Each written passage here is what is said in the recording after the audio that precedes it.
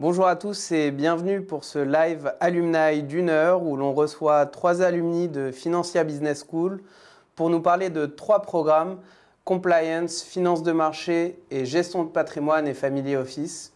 C'est un live qui va durer 1 heure et qui a pour vocation de répondre à vos questions sur ces différents programmes, mais également de comprendre quel type de background mène à ces programmes et pourquoi est-ce que ces alumni qui répondent à vos questions ont choisi d'intégrer Financia au niveau MBA 1 ou MBA 2 pour certains. On va passer 1 heure ensemble, donc vraiment je vous invite à poser vos questions en commentaire.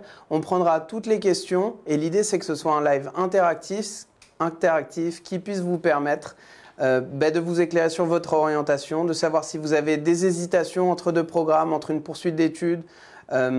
Financia a pour particularité d'être une école spécifiquement dédiée au métier de la finance avec principalement et uniquement en fait des programmes en alternance. Donc n'importe lequel de ces programmes sera un programme que vous ferez entre l'entreprise et la salle de classe et c'est quelque chose qui permet évidemment au-delà des questions de financement d'acquérir une expérience professionnelle et de s'insérer au mieux dans le monde professionnel dès la sortie de l'école. Je m'appelle Michael Ohana, je suis le fondateur d'Alumni et c'est moi qui mènerai ce live. Je vais dès maintenant introduire nos différents invités en commençant par Milena.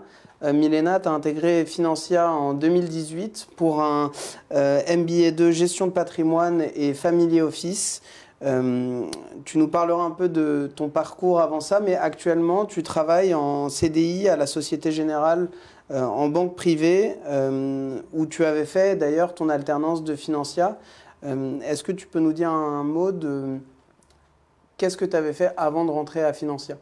Alors, avant d'intégrer le MBA Gestion de patrimoine Family Office de Financia, j'avais fait un double master à l'école Rennes School of Business School où j'avais fait un MSc en management et en parallèle un master en International Luxury and Brand Management, donc marketing du luxe.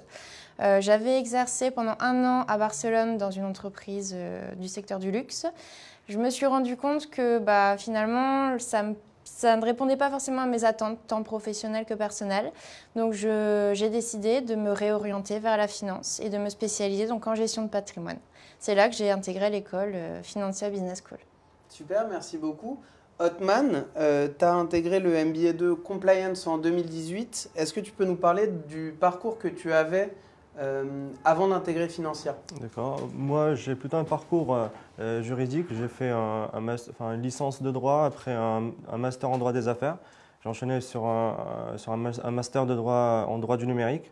Et après, j'ai fait 1 année de césure pour faire des stages. Et c'est là où j'ai découvert la compliance et qui m'a mené à postuler chez Financia en MBA de compliance.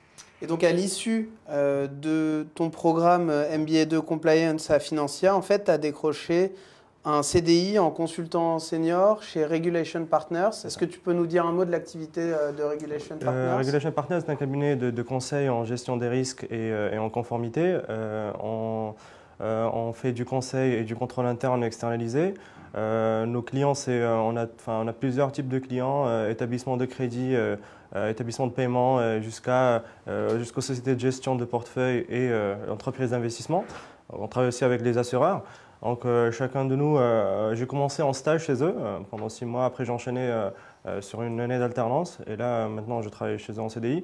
Moi, je suis spécialisé en fintech et paiement, donc, entre autres, mais on est tous polyvalents. On travaille sur la LCBFT, lutte contre le blanchiment, on fait de la titrisation, on travaille vraiment sur tous les sujets qui sont prévus par les textes, donc RGPD aussi et tout ça. Voilà, on est 25, un cabinet de 25 personnes et on a tous toute une spécialité. Et après, on est polyvalent, on peut faire plusieurs missions pour accompagner les entreprises et les établissements financiers. Tu étais le premier étudiant de Financia à intégrer le cabinet? J'étais le premier. Après aussi, j'ai été rejoint par une autre camarade de la promo qui nous a rejoint cette année. Donc on est 2 de Financia chez Regulation Partners. Super. Ouais. Donc ça veut dire que tu avais fait un bon boulot. Ouais, j'espère, ouais. Merci Othman. Grégory, tu as intégré le MBA de finance de marché de Financia en 2018. Tu nous en diras un mot parce que je crois que les promotions sont assez réduites. Oui. Et auparavant, qu'est-ce que tu avais fait avant d'entrer à Financia? Alors avant Financia, j'avais fait un bachelor finance donc à l'INSEC en alternance. Donc là, j'étais en crédit agricole. donc, chez Predica, donc la filiale assurance vie. Après le bachelor finance de l'INSEC, j'ai voulu m'orienter dans une école spécialisée en finance, d'où l'idée de Financia du coup. Et donc là, le Master 1, je l'ai fait aussi en alternance à la Banque Palatine, en gestion middle office. Donc la gestion en fait, des opérations de la salle des marchés. Et grâce à cette alternance-là, j'ai pu après, sur mon Master 2, donc Master de finance de marché, passer en salle des marchés en front office. Et cette fois-ci, donc j'étais vendeur en salle des marchés au Crédit du Nord sur le change et le taux. Ok, super. Donc actuellement, tu travailles en vente au LCL. Exactement. Est-ce que c'est une salle de marché ou est-ce que c'est plutôt une activité de conseil au corporate? Alors non, c'est vraiment une salle de marché. La plupart des gens ne savent pas que le LCL a une salle de marché. C'est une salle de marché par contre qui est spécialisée sur le corporate. Donc contrairement à des grosses banques type CACIB ou la Société Générale, où la salle des marchés va traiter de tous les actifs, nous c'est vraiment dédié donc, aux entreprises sur le change, sur la couverture de taux et sur les placements structurés. Compris. Est-ce que tu peux nous dire un mot de la possibilité pour les étudiants de Financia d'atterrir en salle de marché? Est-ce que c'est extraordinaire ou est-ce que c'est très fréquent? C'est pas extraordinaire, mais c'est pas fréquent non plus. Faut savoir que c'est des places qui sont assez chères. Pour trouver une place en salle de marché, c'est vraiment très compliqué. Ceux qui sont en salle de marché en général savent la chance qu'ils ont. Maintenant, quand on en veut vraiment et qu'on se donne les moyens d'obtenir ce poste, on peut l'avoir, la preuve, j'ai réussi. Donc j'imagine qu'il n'y a pas beaucoup d'étudiants en bachelor à l'INSEC qui travaillent aujourd'hui en salle des marchés. Alors j'ai pas spécialement de contact avec eux, mais en tout cas à ma connaissance, il n'y en a pas du tout d'ailleurs. Et sur ma promo, je suis le seul en fait à travailler en salle des marchés. Ok. Donc c'est vraiment assez extraordinaire d'une certaine manière. Si on regarde juste les chiffres, hein, Oui. c'est pas de la flatterie. Est-ce que combien vous êtes au MBA de finance de marché? Alors dans ma promo, on devait être 14 ou 15. Donc c'est des promos qui sont assez réduites et c'est une volonté de l'école et du directeur de programme, de manière à ce que on ait le plus de possibilités pour interagir avec les profs, puisque en général c'est des professionnels. Donc ils ont vraiment leur spécialité, c'est vraiment en général les meilleurs dans leur domaine. Ce qui permet de vraiment d'être les mieux formés possibles et après sur le marché du travail ça se ressent puisque on est beaucoup plus opérationnel, beaucoup plus rapidement. Donc toi, tu avais fait ton alternance de Financia Oui. au Crédit du Nord. Alors pour le MBA 2, oui, effectivement, en salle des marchés du coup. En salle des marchés Ouais. également. Pareil, en vente En vente exactement. FX et taux. C'est ça. Est-ce que c'est Financia qui t'a aidé à trouver une alternance de cette qualité ou est-ce que c'est toi par ton réseau? Alors là, c'est plutôt par mon réseau, puisque quand j'étais en fait à la Banque Palatine, pour le Master 1 en alternance, je cherchais justement la possibilité de passer en front office, puisque je me disais de toute façon, si c'est pas pendant mon Master 2 que je fais une alternance en front office, j'aurai jamais ce poste-là. Donc l'idée, c'était vraiment de trouver ce poste-là, donc c'était très très long, j'ai été recalé beaucoup de fois, j'ai dû poster énormément de CV, beaucoup de lettres de motivation. J'ai pas eu beaucoup d'entretiens, puisque à la base, quand on est en middle office pour passer en front, c'est assez compliqué. Mais grâce en fait à une personne qui était à la Banque Palatine et qui connaissait l'équipe du Crédit du Nord, mon CV est passé par là en fait et j'ai eu les entretiens. Donc, j'ai eu 9 personnes différentes, il y a eu beaucoup d'entretiens, c'était assez long, c'était assez lourd comme processus, mais au final j'ai eu le poste. Et j'imagine qu'il n'y a pas beaucoup d'étudiants de Financia dans ta salle de marché. Eh bien, figure-toi qu'il y en avait un qui était au Crédit du Nord, qui était un ancien élève de Financia, qui était pendant la deuxième année en fait, de création de Financia. Donc tout au début de l'école, il avait passé par Financia justement, et il a eu le poste au Crédit du Nord. Ça a aidé un petit peu aussi pendant les entretiens, puisqu'on n'était pas très nombreux de Financia, et du coup, il voulait un petit peu aussi qu'il y ait un élève de Financia qui vienne en alternance du coup au Crédit du Nord. Super. Donc là, on est sur un métier qui est quand même en tension. Trouver des jobs en salle de marché, c'est compliqué. Parce que d'une part c'est sélectif et que d'autre part en fait il y a très peu de place. Exactement, ouais. Ce qui n'est pas du tout le cas par exemple des métiers à la sortie d'un MBA 2 Compliance. Othman, est-ce que tu peux nous dire un petit peu quelle a été la dynamique de la promo pendant et à la sortie du programme en termes de placement et en termes de recherche d'emploi? Je ne sais pas si je peux parler de tendance, mais maintenant la compliance est vraiment un job qui recrute maintenant en ce moment. Donc il y a pas mal d'établissements qui recrutent en compliance. Il y a des grands établissements qui ont gelé les recrutements et laissé la partie compliance ils recherchent toujours en compliance. Surtout là en conseil, il y a pas mal aussi une tendance dans les cabinets de conseil de travailler en compliance. Je peux citer les Big Four qui n'étaient pas spécialisés dans le secteur et qui ont maintenant lancé services regulatory et qui recrutent beaucoup. Il y a aussi des cabinets comme là où je travaille qui est spécialisé en compliance mais depuis 2011. Donc c'est un cabinet vraiment, on fait à peu près que ça depuis le début. Donc je pense que toute la promo a trouvé un job rapidement et je pense que voilà, la compliance n'est pas, on ne sait pas vraiment ce que ça veut dire en compliance parce qu'il y a le côté compliance, KYC, LCBFT et tout ça, c'est le côté standard de la compliance, alors que dans la compliance on trouve beaucoup d'autres choses. Donc comme sur la partie fintech sur laquelle je travaille sur la partie fintech et paiement et système de paiement. Donc tout ce qu'on peut trouver dans les schemes de paiement, Visa, Mastercard, American Express et autres. Donc on parle aussi d'instant payment. Donc en fait c'est un nouveau sujet qui rentre. On trouve beaucoup de fintech françaises qui sont lancées dans le paiement et qui ont besoin de compliance. Pas pour les stopper, donc c'est l'idée, mais pour les aider à se développer tout en respectant les réglementations, parce qu'il y en a pas mal de réglementations.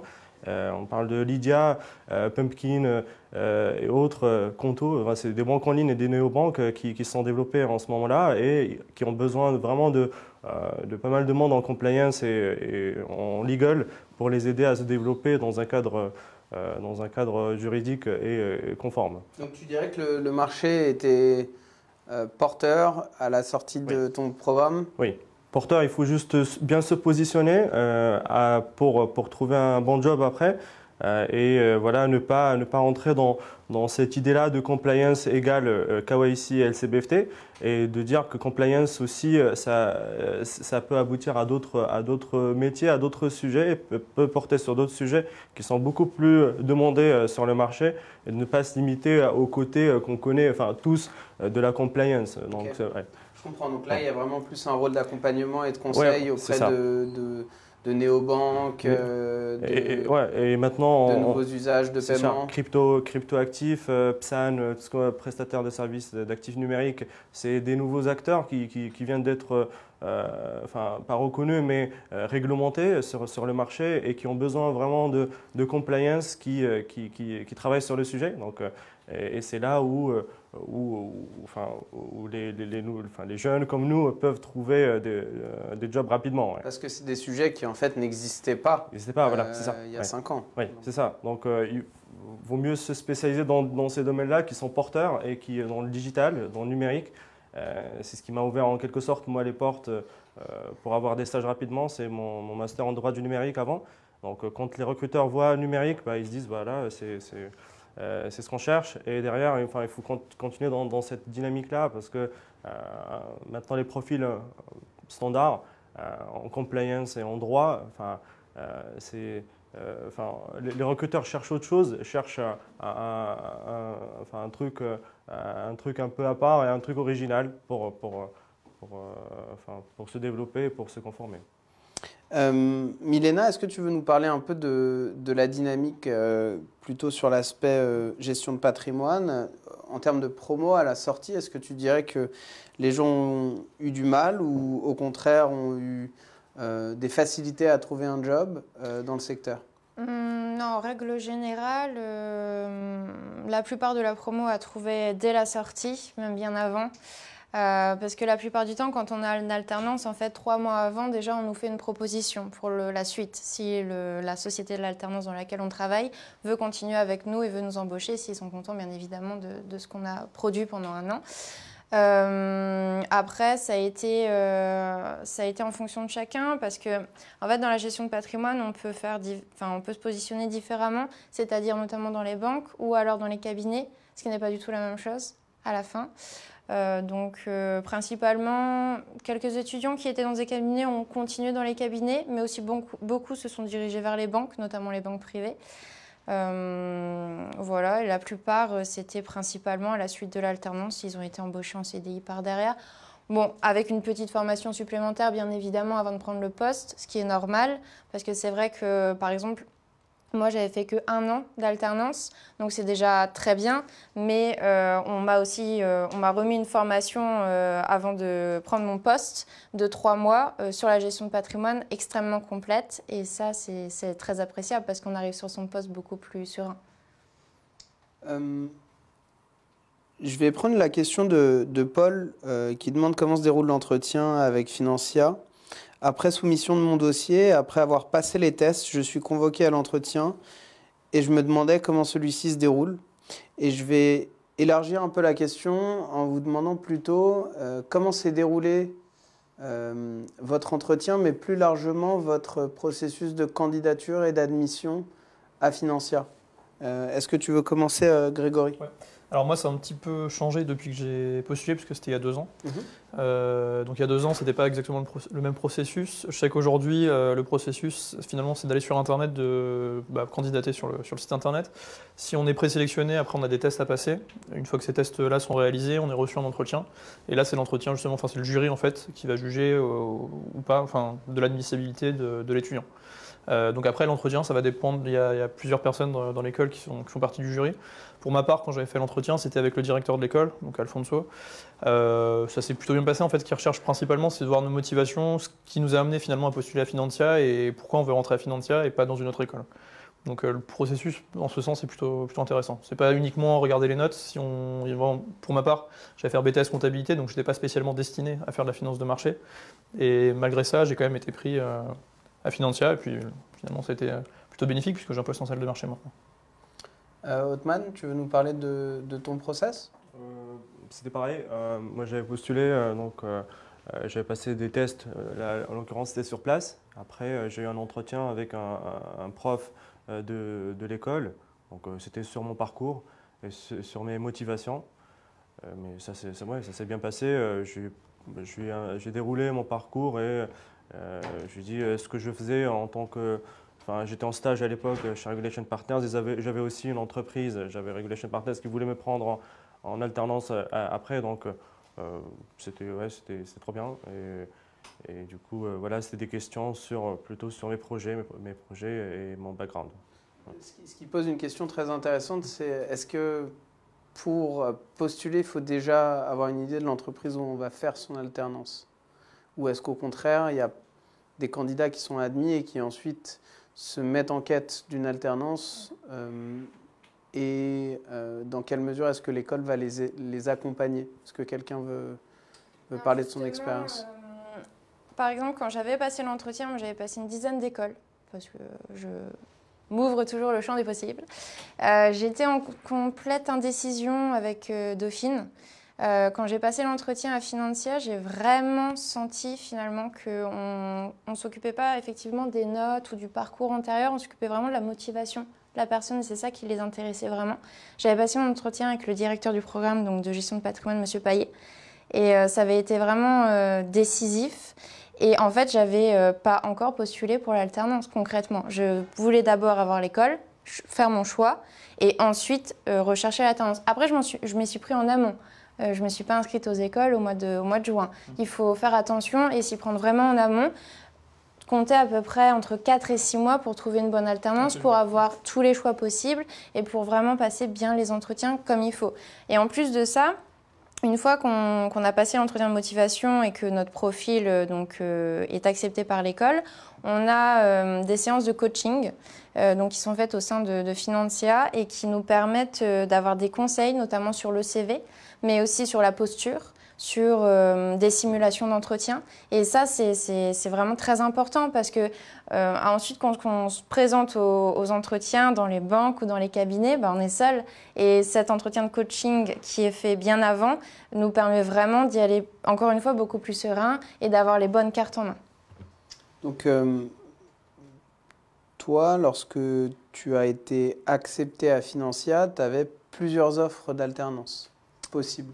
Oui, j'ai passé 10 entretiens en une semaine, 5 cabinets et 5 banques. Et donc, tu as eu le choix et tu as choisi ce qui te permettait... J'ai eu le choix entre les 10 et j'ai choisi la Société Générale Banque Privée parce qu'encore une fois, il y a eu un... En fait, pendant les entretiens, on le sent tout de suite si on va se sentir à l'aise ou pas. Et notamment, principalement, les missions. Il y avait d'autres banques privées, que je ne citerai pas, mais d'autres banques privées qui étaient aussi intéressées par mon profil, où les missions étaient plutôt vagues et où j'ai eu peur de ne pas être formée comme il faut. Donc, j'ai vraiment pris l'alternance qui me paraissait la plus adaptée à mes attentes et surtout celle qui allait être la plus formatrice. Et je ne le regrette pas du tout. J'ai fait pour moi un très bon choix et ça a été une année très riche en compétences et en connaissances d'acquisition. Merci beaucoup. Donc, est-ce qu'il faut s'inquiéter au final de cet entretien ou au contraire, est-ce qu'il faut y aller plus détendu? Est-ce qu'il y a des choses à préparer? Disons que si on a un projet, moi je pense que ce qui a à préparer, c'est la construction de son projet. Si on y va sans avoir de projet, simplement en disant je vais travailler en finance parce que j'aime les chiffres, je pense que déjà le projet il n'est pas bien construit. Je pense qu'il faut vraiment avoir une idée précise de ce qu'on veut faire et dans quel parcours on s'oriente. Pourquoi on veut faire de la finance de marché ou la gestion de patrimoine ou de la compliance. Il faut avoir une idée derrière. Si c'est simplement dire je veux faire un master pour faire un master, je pense que c'est pas le bon choix. Je suis d'accord, parce qu'il faut avoir un projet et une motivation. Donc, il faut choisir le master et derrière voir quels sont les débouchés du master et voir si on se voit, on se voit faire ce job pendant quelques années derrière. Donc voilà, il faut vraiment pour l'entretien préparer le projet professionnel et vraiment un vrai projet, non pas voilà. Juste construire un projet sur Internet en allant voir les débouchés et ce qu'ils recrutent en ce moment. Il faut vraiment voir ce qu'on veut faire derrière parce que c'est un peu la clé derrière qui va ouvrir aux jeunes le monde du travail. Donc il faut vraiment bien préparer ce projet-là. Quentin pose une question sur le live. D'ailleurs, je vous invite tous à poser vos questions sur le live de manière à ce qu'on puisse vous donner toutes les clés. Quentin demande, pouvez-vous nous parler des épreuves de fin d'année? Y a-t-il des mémoires à rendre? Comment se déroulent les examens en MBA 2? Donc je pense que Quentin panique. Est-ce que quelqu'un peut le rassurer? Je t'ai prévenu là. Ouais. Alors, il y a des examens en fait tout au long de l'année, donc c'est pas que à la fin de l'année. Donc déjà, ça c'est bien parce que ça étale les évaluations sur l'année complète. En ce qui concerne le mémoire, effectivement, il y a un mémoire à écrire. De toute façon, le mémoire, on commence déjà à avoir des cours d'orientation et de synthèse sur le mémoire en début d'année. Donc on est déjà averti de ce qu'il faudra rendre et comment travailler dessus. On nous pousse et on nous conseille bien évidemment de commencer à travailler sur le mémoire à partir du mois de janvier parce que c'est quand même un travail qui est assez lourd et long et qui doit être pris avec détail. De toute façon, encore une fois, l'école suit complètement pour la mise en place du mémoire. Il n'y a pas de sujet. Et notamment, il y a un tuteur qui est mis en place pour chaque étudiant. Ça peut être un professeur ou le directeur du programme ou autre, qui suit l'étudiant toute l'année s'il a des questions à la mise en place. Et enfin, en gestion de patrimoine et en finance de marché également, on a eu l'ESEMA. Donc ça, c'est en Master 2. L'ESEMA, c'est un examen de 6 heures, donc qu'on prépare également toute l'année. Donc c'est long, 6 heures dans une salle. Voilà, il faut quand même s'y préparer bien en amont et c'est sur l'ensemble des sujets, bon en tout cas en gestion de patrimoine, je ne sais pas pour ma part, c'était sur l'ensemble des sujets de l'année, donc en fait faire une synthèse patrimoniale. Donc en gestion de patrimoine, c'est vraiment la synthèse des actifs financiers, patrimoniaux, immobiliers, mobiliers, d'un cas en particulier et on a donc 6 heures pour le réaliser et ça c'est une note très très importante sur tout le cursus de l'année. Mais encore une fois, on y est formé. Et on nous aide toute l'année à obtenir cet fameux examen ESEMA qui peut faire peur. Mais, cet examen dépend de l'école ou au contraire c'est un organisme externe? C'est un organisme externe qui corrige donc les copies et qui permet en fait d'asseoir la crédibilité du master auprès, notamment en France au niveau national, mais aussi au niveau international par rapport à l'AMF et aux différentes certifications. Donc l'ESEMA c'est très très important. Il faut une note, il me semble, de 10 si je ne me trompe pas, 12, je ne sais plus. 10, ouais. 10, hein, c'est ça. Donc c'est quelque chose à prendre au sérieux, mais encore une fois, l'école est là pour nous accompagner. Le but, c'est de nous faire réussir, pas de nous faire échouer. D'ailleurs, pendant le Master de Finance de Marché, je crois en gestion de patrimoine, c'est le cas aussi. On nous prépare aussi à passer l'AMF, puisque pour travailler sur aussi bien en gestion de patrimoine, peut-être en compliance aussi, probablement. On a l'obligation finalement d'avoir l'AMF, puisque sinon on ne peut pas du tout travailler sur les produits de marché. Et donc l'école nous prépare aussi à passer l'AMF. En compliance, on n'est pas obligé de passer l'assertif, mais c'est bien de l'avoir. Ouais, moi, je vais la passer prochainement, donc la semaine prochaine. Et du coup, voilà, ça aide un peu, vis-à-vis des recruteurs et aussi vis-à-vis, en tant que consultant, quand je vais faire une mission, quand ils voient que j'ai la certif AMF, c'est aussi un bon point. Voilà. Et c'est payé par Financière. Oui. Voilà, merci Financière. Est-ce que vous avez connaissance de personnes qui ont eu du mal à trouver leur alternance et qui ont trouvé de l'aide auprès de l'école pour les accompagner dans cette recherche? Moi, j'en connais qui étaient en finance de marché, qui avaient du mal à trouver, parce que probablement qu'ils s'étaient pris peut-être un peu tard. L'avantage de l'école, c'est qu'elle a un réseau qui est assez important maintenant. On a des contacts dans la plupart des banques, en tout cas pour ma part finance de marché. Et du coup, ça permet de placer un peu plus facilement des étudiants. Donc on a quand même des possibilités grâce à l'école. Pour ceux qui n'arrivent pas à trouver par eux-mêmes, l'école permet quand même de trouver des alternances pour les étudiants. Donc ça, c'est assez rassurant. J'ai toujours cette question, Othman, quand je vois un profil comme le tien qui a fait un double master en droit numérique et en droit des affaires, de savoir pourquoi on ne va pas jusqu'au M2, voire jusqu'à passer le barreau, et pourquoi on se réoriente vers de la compliance et au final un métier de conseil. Moi, après mes masters, j'ai décidé de prendre un an parce que honnêtement, à la fac de droit, on est beaucoup dans la théorie, donc on ne sait pas ce qu'on va faire derrière. Si jamais on ne veut pas passer le barreau, ce qui était mon cas. Et j'ai pris un an pour passer des stages en banque. Et donc j'ai fait 6 mois en banque. Et après, j'ai eu l'occasion de faire 6 mois dans un cabinet de conseil.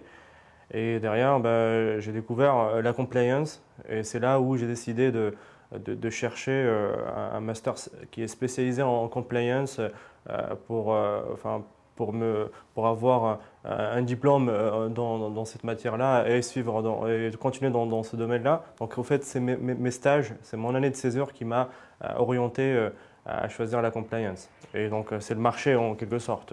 Ouais. Donc, la seule chose que tu savais en finissant tes 2 masters, c'est que tu ne voulais pas aller au bout du parcours d'avocat et passer le barreau, mais tu ne savais pas encore que c'était la compliance qui allait te plaire. Et donc tu t'es dit, je vais aller faire des stages et voir un peu ce qui se passe dans le monde pro. Du travail, c'est ça. Oui. À l'inverse, Grégory, toi, tu savais que tu voulais atterrir en salle de marché. Oui. Pardon, mais en BTS Compta, quand tu disais aux gens que tu voulais aller en salle de marché, qu'est-ce qu'on te répondait? Je vais même aller plus loin que ça. Avant que je reprenne mes études, puisque j'avais arrêté mes études, quand j'ai démissionné des postes où j'étais, tout le monde m'a dit t'es complètement fou, t'arriveras jamais à trouver un poste en finance de marché. Après, finalement, quand on se donne les moyens d'avoir ce qu'on veut et qu'on y croit, on finit par y arriver, quoi. C'est un peu bateau ce que je vais dire, mais quand on veut, on peut, quoi. Et Milena, toi, c'est ton alternance qui t'a donné le goût du métier ou c'est l'inverse? Tu avais déjà envie de faire ce métier? Non, moi de base j'avais fait donc un double master en marketing. Je me suis rendu compte que je m'épanouissais pas du tout dans des grosses entreprises du luxe parce que c'est une certaine façon de travailler, une certaine atmosphère. Et j'ai un ami qui est gestionnaire de patrimoine depuis 4 ans qui m'a un peu pris sous le coude entre guillemets pendant 3 mois. J'ai découvert le métier avec lui. J'ai adoré. Voilà, et du coup, je me suis dit, allez, c'est parti, on se lance. Et pareil, je pense que Grégory a totalement raison. Je pense que quand on se donne les moyens, on réussit. J'ai été intégrée à la banque privée, j'ai eu énormément de chance. Et par la suite, aujourd'hui, c'est que du bonheur. Donc, c'est encore une expérience pro qui t'a amené à ce métier. Donc et le réseau, finalement, parce que c'est un ami qui va montrer le métier. Donc ça c'est important aussi. Et je pense que dans les écoles de commerce, entre guillemets, standards, qui produisent du management ou du marketing, du digital, on n'en parle pas assez de la gestion de patrimoine et des métiers de la finance en règle générale. Et les étudiants ne sont pas avertis de ce qui est possible de faire ou de ne pas faire. D'où l'importance aussi de se renseigner tout simplement sur ce qu'il y a comme cours à Financia ou dans différents masters de finance, c'est ce qui pourrait nous plaire. Nous, on est là aussi pour renseigner les étudiants, pour leur donner des réponses. Moi, j'ai des messages sur LinkedIn quasiment toutes les semaines. Voilà, c'est le moment en plus.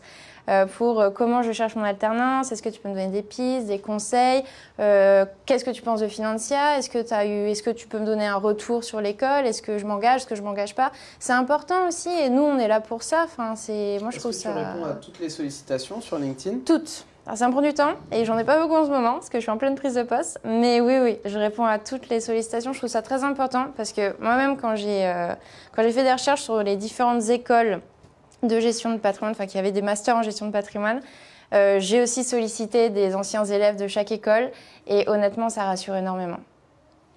Donc là, tu vas recevoir 3000 messages LinkedIn sur Milena Carré sur LinkedIn. N'hésitez pas. Merci. Je pensais que tu allais dire, je réponds lorsque le message est sympathique, bien écrit, avec bonjour, merci. Mais là, non, tu vas recevoir vraiment tout et n'importe quoi. Donc... On évite le n'importe quoi quand bon même. Courage. Bon courage. Donc, pour Othman, tu n'as pas eu, entre guillemets, à chercher de CDI puisque tu as été embauché à l'issue de ton stage chez Regulation Partners. Pour Milena, de ton alternance ou de ton stage? Tu as fait stage puis alternance? Oui, j'ai fait stage, alternance, CDI. Puis CDI. Ouais. Milena, alternance, 12 mois embauché à l'issue de ton alternance. Donc il semble que l'alternance, ça fonctionne en termes d'insertion professionnelle et de décrocher un CDI. Grégory, un peu différent, mais en même temps pas déconnant non plus, puisque des bons stages qui font que tu as eu des recos de tes boss. Exactement. Pour ton job. Alors pour ce qui est du poste au Crédit du Nord, en fait, il n'y avait pas de poste de disponible. Mon boss m'a toujours dit, si on avait un poste, il serait pour toi. Malheureusement, il n'y a pas de budget et puis surtout, il n'y a pas de poste de disponible. Donc du coup, j'ai cherché très tôt. À partir de février-mars, j'ai commencé à chercher le CDI, donc l'année dernière. Ça fait déjà un an. Et assez rapidement, en fait, j'ai trouvé l'offre. Et du fait qu'il y avait un ancien stagiaire en fait, qui était au Crédit du Nord, qui était maintenant au LCL, mon CV passait beaucoup plus rapidement. Et du coup, le réseau, ça a joué. Et ça a permis d'avoir les entretiens aussi plus vite et d'avoir le poste aussi plus facilement. Donc, tu as démarré quand, ton CDI? Alors, moi, j'ai commencé plus tôt. Ça, c'est aussi grâce à la flexibilité de Financia. Ils m'ont permis de partir un petit peu plus tôt des cours. Normalement, et pareil pour le Crédit du Nord. Normalement, je devais terminer, alors ça devait être en juillet initialement. Je devais terminer donc. Et finalement, j'ai commencé début juin au LCL. Donc, 2 mois de flexibilité sur ton programme pour te permettre de prendre le job. Exactement. Que tu n'aurais pas eu sans exactement. ça. Ouais, c'était un des critères principaux d'ailleurs du responsable de la salle des marchés. C'est soit ça, soit j'avais pas le poste. Donc là, c'est aussi un des intérêts aussi de Financia, c'est qu'ils ne sont pas juste là pour nous donner un diplôme et dire t'as un diplôme et c'est tout. L'idée, c'est quand même à la fin qu'on décroche un job. Donc là-dessus, on a la possibilité d'avoir de la flexibilité et de faire le nécessaire pour avoir le poste qui nous intéresse derrière. Est-ce que certains ont fait une alternance dans vos promotions respectives sur vos 3 programmes et à l'issue de ces 12 mois se rendent compte qu'en fait c'est un métier qui ne leur plaît pas et qui vont ensuite chercher autre chose et comment ça s'est passé? Je crois que c'est dans la promo de Milena, c'est Gladys. Oui. Qui a complètement changé de parcours. Elle était du coup en gestion de patrimoine, je pense que tu sais mieux que moi. Et qu'elle est partie en événementiel. Mais elle s'en est rendue compte milieu d'année que finalement ça lui plaisait pas plus que ça. En plus, comme on est 3 jours par semaine à l'entreprise, 2 jours par semaine en cours, c'est quand même un rythme qui est bien adapté pour les entreprises, que les entreprises apprécient énormément, mais qui est assez soutenu. Et on est vraiment dans le flux H24, quoi. Enfin, voilà. Donc, je pense que quand ça ne plaît pas, c'est d'autant plus difficile d'avoir ces examens et de valider l'ensemble des examens, tout simplement. Et en fait, Gladys, oui, effectivement, elle s'en est rendue compte en milieu d'année. Finalement, l'événementiel lui correspondait beaucoup plus. Elle a terminé son master, bien évidemment, parce que de toute façon, elle était engagée 2 ans et puis de base, ça lui plaisait quand même un petit peu, mais elle s'est rendue compte qu'elle ne voudrait pas travailler dedans, en fait, voilà. Et puis, on a aussi une autre personne de ma promo, pareil, qui est partie en fin d'année dans une autre branche, dans le digital.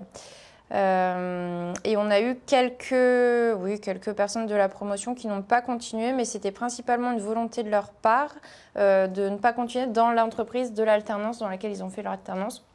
Par exemple, des cabinets indépendants qui sont des fois...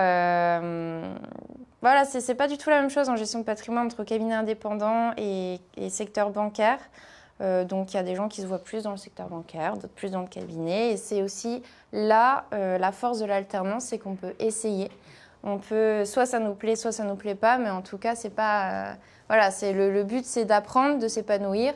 Mais à la fin, une fois qu'on a notre master, on prend la décision de savoir si on continue dans tel secteur ou dans tel secteur. Et ça, c'est génial. J'ai Paul qui pose une autre question concernant l'alternance.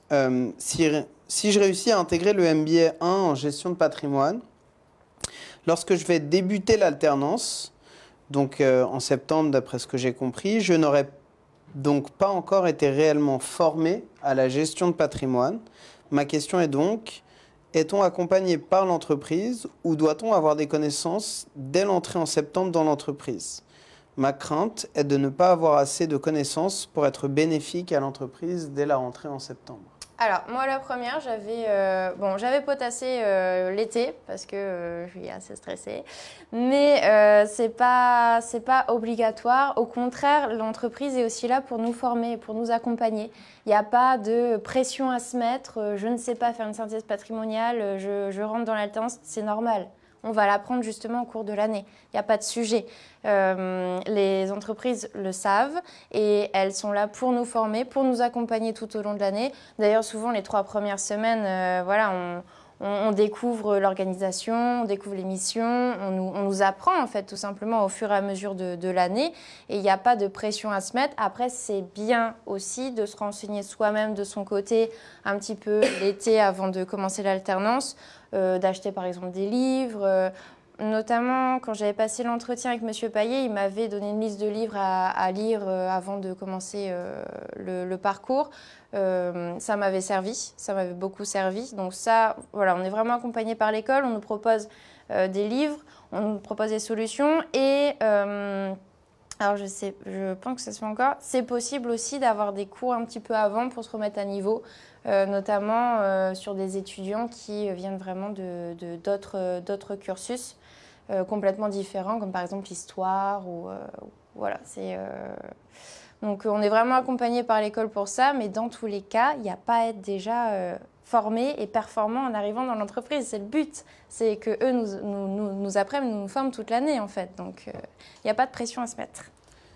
Il y a une petite question qui est souvent un peu tabou et lorsqu'on est dans une école de finance, on doit vous la poser souvent.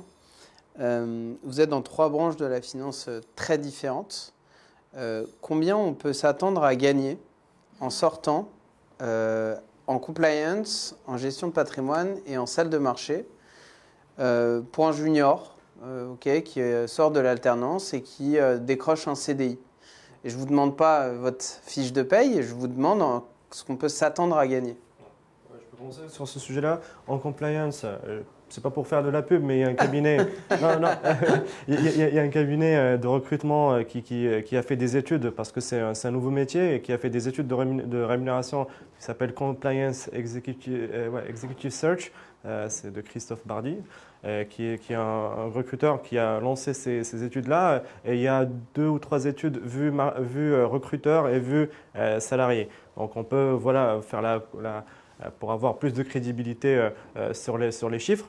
Après, comme je pense, il y a une différence entre les boîtes. Il y a des boîtes qui se basent sur une grille de salaire. Et il y a des petites boîtes comme la nôtre.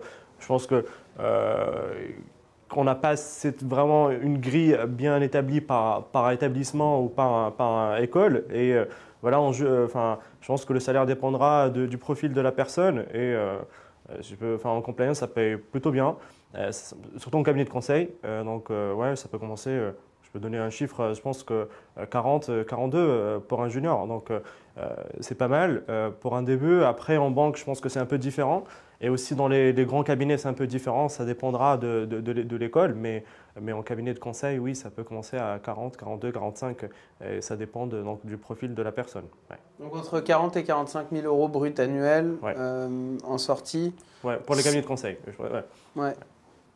Parce qu'en banque, tu penses que c'est moins Je pense que c'est moins en banque. Et aussi, ça dépend aussi des banques. Donc, il y a des petites banques, il y a les grandes banques. Les grandes banques, je pense, ont aussi des grilles par rapport aux écoles, on peut atterrir dans une petite banque, parce qu'il y en a pas mal aussi, on ne les connaît pas, mais il y a des filiales de banques internationales, mais partout, qui cherchent des compliance. On peut trouver du Qatar, de la banque, qui viennent du Moyen-Orient, aux banques qui viennent de l'Europe de l'Est ou des États-Unis. Donc, on peut trouver vraiment pas mal de profils et d'offres.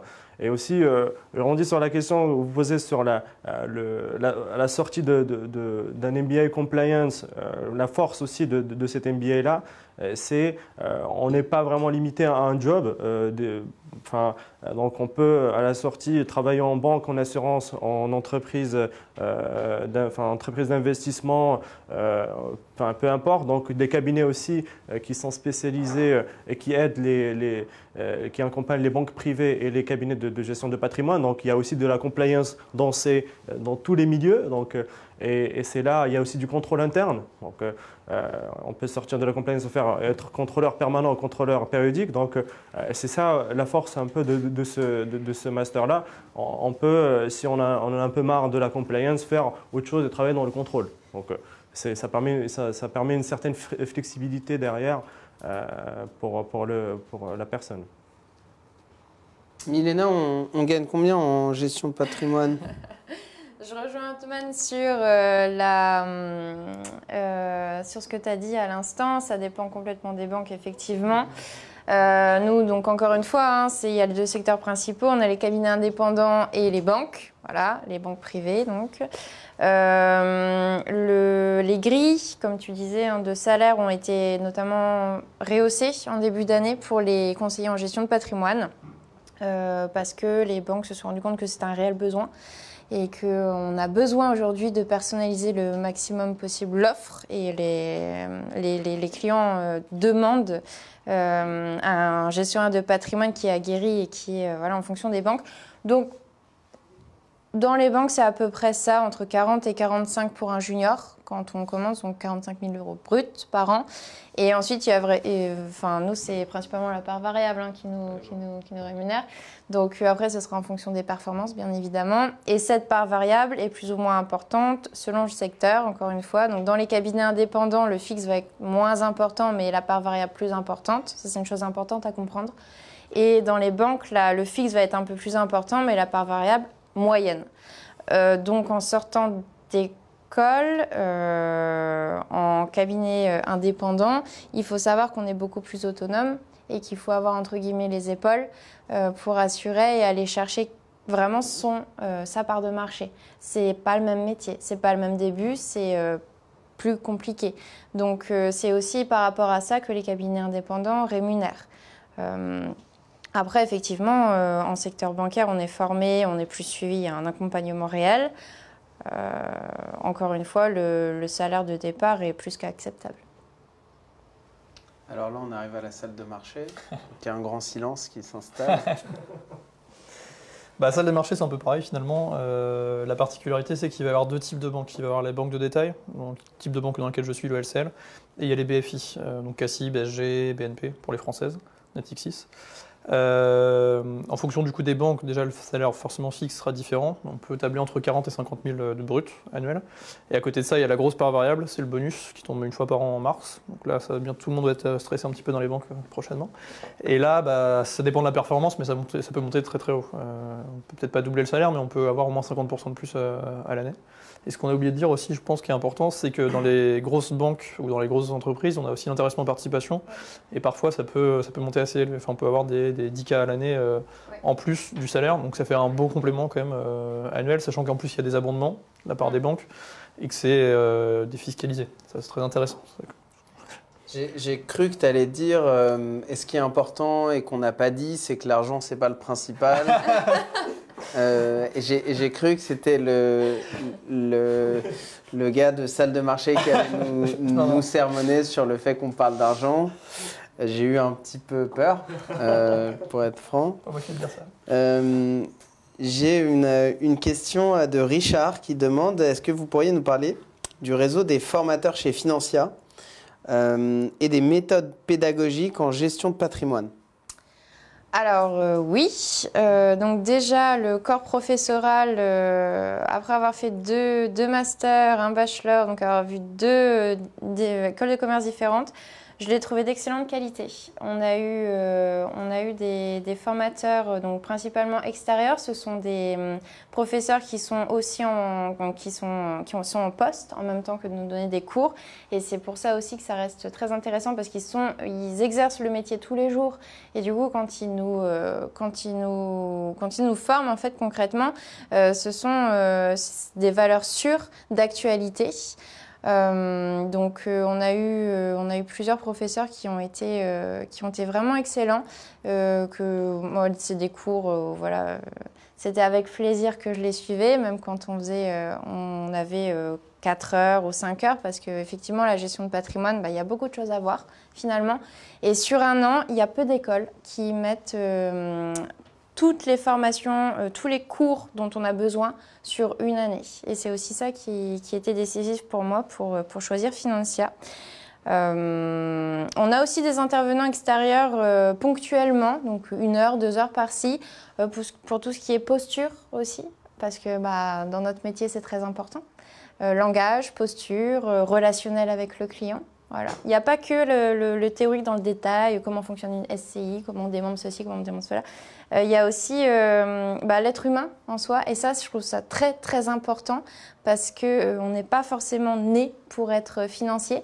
Et l'école met vraiment un point d'attention sur le fait qu'on soit à la sortie de l'école vraiment complètement formé et avoir une bonne posture pour rentrer en poste. Donc, la formation, le corps professoral, d'excellente qualité et je n'ai rien à redire là-dessus et c'est très rare que je dise ça. J'ai une question de Rufus qui demande, sachant que le MBA 2 Compliance a été classé cette année meilleur master et MBA de France par Eduniversal, même du monde, je crois, pensez-vous que la sélection sera un peu plus rude ou pas ? Je pense que ça va de soi. Si on est premier, ça pousse un peu, ça pousse l'administration et les profs de garder cette place-là. Et pour garder cette place, il faut chercher les meilleurs éléments. Et donc, je pense, donc, pour les gens qui veulent accéder à ce MBA-là, ils doivent vraiment le vouloir et bien préparer leur dossier pour être admis. Parce que derrière, nous, dans notre cabinet, avec la présidente du cabinet, on a décidé de prendre tous les ans quelqu'un de Financia. Donc en fait, pour garder ce réseau-là et pour garder il faut aussi avoir des bons éléments et continuer là-dessus. Donc nous, on est déjà fiers d'être premiers et derrière, on espère garder cette place. Ouais. Super, je vais terminer ce live par vous demander chacun l'un après l'autre de nous donner peut-être ce que vous conseilleriez à un étudiant qui en fait hésite à postuler. Il ne sait pas si c'est pour lui ou il a peut-être un projet qui est un peu moins mature que le vôtre à l'époque. Qu'est-ce que vous lui conseillez s'il hésite à postuler ? Une question. Déjà, c'est important qu'il se pose les bonnes questions. On doit savoir ce qu'on aime déjà, je pense. Typiquement, il regarde une vidéo de Marc Touati et il voit s'il apprécie ou pas, si ça l'intéresse, clairement qu'il parte en finance. À un moment, il faut aussi prendre des décisions, savoir ce que nous, on veut. Donc, se poser les bonnes questions parce que ça part de là. Et un recruteur qui sent que la personne est motivée, passionnée et qui apprécie vraiment la finance, peu importe son parcours, peu importe ses notes, peu importe, on lui donnera sa chance. Donc il faut voilà, si on est passionné, si vraiment ça nous intéresse, juste être intéressé. C'est ça aujourd'hui qu'on cherche. Par exemple, en L1 ou en L2, on n'a pas forcément encore la maturité de savoir vraiment dans quelle banque je vais travailler pendant 10 ans et sur quel poste je vais travailler après. Et c'est normal. Mais au moins d'avoir une idée de ce qu'on aime et d'avoir une ligne à peu près directrice pour pouvoir se présenter aux entreprises et puis montrer une motivation certaine. Pour moi, ça me paraît important. Moi, juste un point, c'est l'investissement. Il faut s'investir, peu importe. Ah, pas financier, d'accord. Non, pas financier. Non, l'investissement personnel. Tu veux laisser ton RIB si vous voulez. Non, je parlais de l'investissement, peu importe. Nous, on a au cabinet, il y a des stagiaires qui se rendent compte ou des alternants qui se rendent compte que c'est pas fait pour eux le conseil ou la compliance. Donc, ce qui est tout à fait normal, mais il ne faut pas lâcher, il faut s'investir à minima pour garder une bonne image vis-à-vis du recruteur, parce que la finance, certes, c'est un grand réseau, mais c'est aussi un petit réseau, tout le monde se connaît, donc il faut que les gens… il y a le stagiaire d'Otman qui est pas bien. Non, qui est trop bien. Il est en train de regarder le live. Et qui est trop bien avec moi. Et moi, en fait, j'étais stagiaire aussi, donc il n'y a pas de… Je viens d'être alternant. Il y a pas, honnêtement, dans notre cabinet, il n'y a pas vraiment de différence entre stagiaire et alternant CDI. Enfin, on est tous… on travaille tous pour le cabinet derrière, mais il faut s'investir à minima et au pire, si on n'aime pas, il faut laisser une bonne image vis-à-vis du recruteur, parce que derrière, on peut se rencontrer dans quelques années. Et c'est ça, en fait, moi, j'aimerais passer ce message-là à vraiment tous les jeunes. On est jeunes, il faut se donner, c'est ça, Je pense que… J'espère que ça passera, Moi, ce que je pourrais dire, c'est éviter d'être trop scolaire, parce que c'est un peu le problème qu'on a. En ce moment, on a pas mal de stagiaires dans ma banque, et la problématique qu'on a, surtout avec les stagiaires, c'est qu'ils sont trop scolaires, ils sont pas curieux en fait. Ils restent tout le temps dans le sentier battu. Ils sortent pas des sentiers battus en fait. Ils restent tout le temps dans la même direction. Si on leur dit pas comment faire, ils vont pas chercher à être un peu curieux, à essayer de comprendre par eux-mêmes. Et je pense que c'est le gros problème qu'on a. Alors, je suis pas hyper vieux, mais j'ai l'impression qu'il y a un décalage entre il y a 2-3 ans peut-être, et les élèves maintenant. Il manque vraiment de curiosité et ils ne cherchent pas vraiment à s'investir. Comme disait Otman, l'investissement personnel, pour moi, il est primordial. Et si on veut réussir dans une alternance et après pouvoir éventuellement avoir un CDI ou un poste, en tout cas, qui nous intéresse, il faut s'investir dedans. Ça se voit. On le ressent vraiment. On le ressent vraiment, quelqu'un qui n'est pas investi et quelqu'un qui est vraiment trop scolaire, qui va vraiment attendre qu'on lui apporte toutes les informations, il sera mauvais de toute façon sur le poste. C'est fou comme on devient vieux en peu de temps en CDI. C'est vrai, donc sur ces paroles hyper sages et un peu impressionnantes, je vous invite à du coup bosser vos projets pro, vous investir dans vos stages, contacter les gens et sur LinkedIn et Milena vous répondra. Et puis faire, c'est un peu la conclusion, faire des stages pour essayer de trouver ce qui vous plaît. Ça, c'est vraiment une recommandation forte à tous les candidats qu'on voit. Il faut faire des stages. Quand l'école vous laisse la possibilité de ne pas faire de stage, il ne faut surtout pas choisir cette option-là. Pour aller plus vite, gagner un an, ça c'est une énorme bêtise et en général on la paye cher à la fin de sa scolarité. D'ailleurs, c'est assez intéressant de voir que tu avais fait du droit, qu'il y a un espace où on n'a pas le moment, pas de temps pour faire des stages et que tu as choisi de prendre un an pour faire des stages justement et sortir de ça. Je vous invite à l'issue de ce live à continuer à poser vos questions en commentaire parce qu'on continuera à y répondre. N'hésitez pas également à vous rendre sur le site web de l'école, les rencontrer sur les éventuelles journées portes ouvertes ou bien masterclass qui sont organisées et ouvertes à l'extérieur pour en fait rencontrer les gens et vous comprendre si c'est fait pour vous, si vous allez vous plaire dans cet environnement. Parce qu'en fait, se limiter à une plaquette ou à un site web, c'est une erreur colossale. Ça peut vous faire atterrir dans des écoles où en fait, à la fin, vous n'êtes pas content de votre scolarité ou de vos profs. Et ça, c'est vraiment le pire scénario. Donc, allez à la rencontre des gens, renseignez-vous un maximum sur les programmes, les profs et les débouchés. C'était l'idée de ce live ensemble. Je vous dis à très vite et encore une fois, n'hésitez pas à continuer à poser vos questions en commentaire. À bientôt.